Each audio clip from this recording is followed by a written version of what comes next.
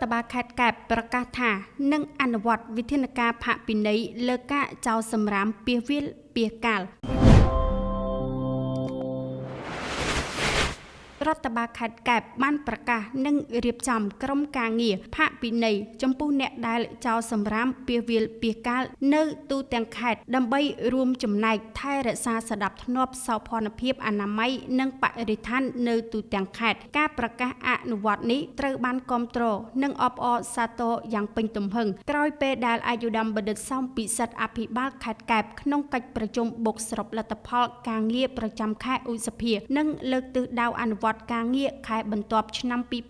2025របស់រដ្ឋបាលខេត្តនៅសាលប្រជុំតូចសាលាខេត្តកាលពីថ្ងៃទី26ខែឧសភាឆ្នាំ2025កន្លងទៅអាយុដំអភិបាលខេត្តកែបមានប្រសាសន៍ថាកន្លងទៅទោះបីជាមានការផ្សព្វផ្សាយអប់រំណែនាំស្ដីពីការងារអនាម័យបរិស្ថានជាញឹកញាប់យ៉ាងណាក៏ដោយក៏នៅតែមានប្រជាពលរដ្ឋនិងម្ចាស់អាជីវកម្មមួយចំនួនក៏ដូចជាអ្នកនេសាទបានយកសម្រាមទៅចោលពាសវាលពាសកាលតាមដងផ្លូវនិងទីសាធារណៈទង្វើនេះបាននឹងកំពុងតែធ្វើឲ្យមានការប៉ះពាល់ដល់បរិស្ថានសុខភាពប្រជាពលរដ្ឋនិងបាត់បង់សោភ័ណភាពរបស់ខេត្តកែបដែលជាខេត្តទេសចរយោងមាត្រា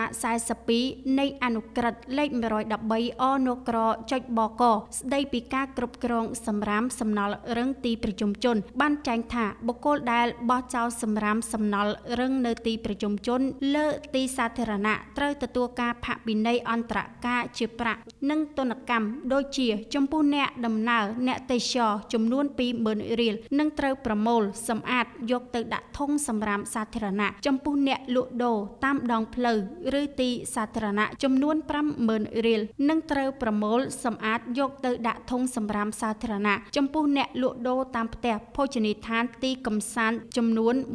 150,000 រៀលចំពោះទីផ្សារអាជីវកម្មសេវាកម្មសិប្បកម្មចំនួន 200,000 រៀលនិងត្រូវទទួលខុសត្រូវលើការប្រមូលសម្អាតនិងដឹកចេញយកទៅទីលានចំពោះរោងចក្រសហគ្រាសក្រុមហ៊ុនចំនួន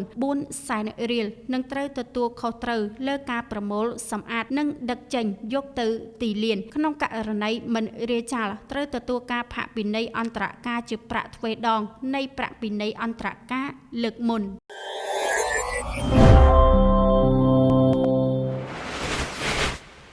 និយាយថាទេចំពោះព័ត៌មានคล้ายៗ